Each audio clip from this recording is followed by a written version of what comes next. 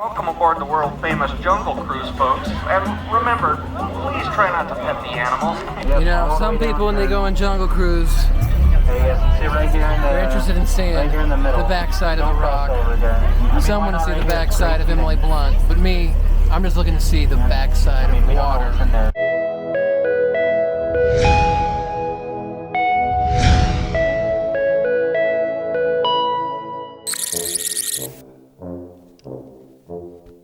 Oh, hello there again.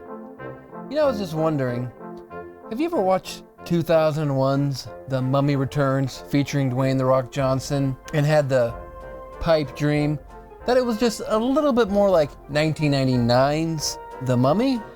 Well, you may have just gotten your wish because Disney's The Jungle Cruise is kinda exactly, basically just that. Except in this case, The Rock is playing the Brendan Harrison Fraser Rick Indiana O'Connell Bogart, aka the lead, instead of course playing some horrible PlayStation 1 worthy CGI scorpion. Now that isn't to say that at one point in this flick The Rock does not turn into a, you know, CGI rock. But hey, no one's ever claimed that The Rock was concrete in his character forms. And of course, if you're going to be a Mummy 99 clone, which in itself is already kind of a Raiders clone, you gotta have your spunky but still attractive even with dirt on her face heroine. You know what I'm talking about? I'm talking about an Evelyn, talking about a Marion, or in this case, you gotta roll a blunt into some pants. Emily Blunt, that is. And now she's gone this year from being barefoot and as quiet as can be in a quiet place, part 2, hence the title, to here she's being constantly loud, abrasive, and still barefoot at times because I guess she's just looking to dip her toe into those Quentin Tarantino casting calls. She sets our adventure on its way. She steals a MacGuffin from a 1916 era Trump Tower. We're talking about a rich white male exclusive museum / library, and she escapes via some ladder yoga heroics, much akin to Evelyn using the ladder in the library in Mummy 99. And meanwhile, The Rock, well, he's given some jungle cruises to Disney's brand new Amazon River Disneyland theme park attraction of some sorts. Along the way, cruising with our boat captain, we get to reverse engineer of sorts the evolution of animal animatronics, puns, and of course, the backside of water. The Rock here is this pun machine / boat captain, but he's in deep to Paul Giamatti, who shows up playing, well, you know, a typical scumbag Paul Giamatti part. And what is Paul's backstory?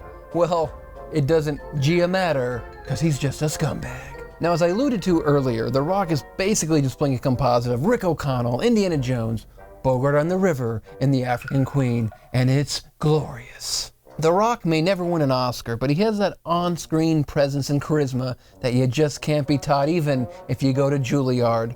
Duke had it, Bogart had it, Harrison still has it, and The Rock has it. You can chisel his face right alongside those others. You also get Emily's sort of sidekick brother, and he's here to get himself constantly into trouble and to get some laughs from the audience. I should add also that, not to get too spoiler heavy here, but he does add a LGBTQ representation to the flick.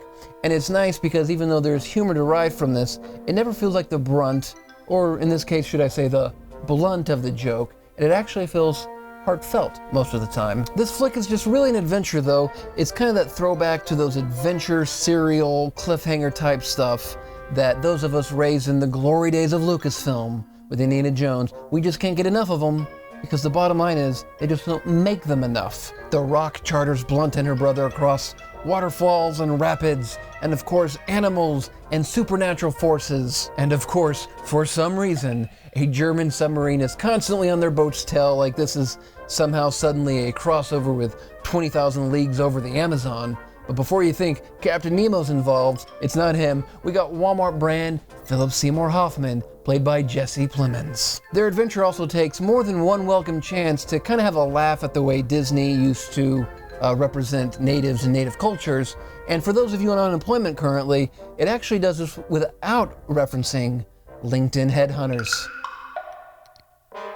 This is the type of cinematic surprise, though, that the very first Pirates of the Caribbean was for a lot of us, and alongside those comparisons with Mummy 99, it kind of takes, some pages out of their playbook in that there's a lot of fun adventure here with just the right amount of spooky fun and visuals and mythos. And maybe that's not your bag, but it's basically all my bags, baby.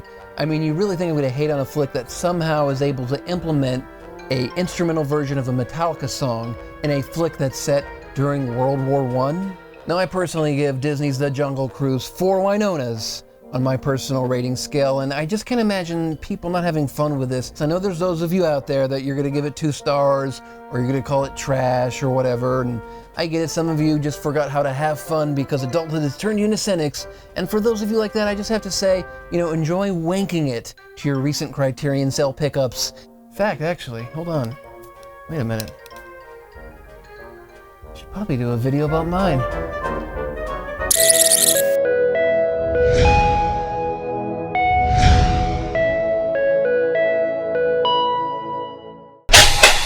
HawkSchlock,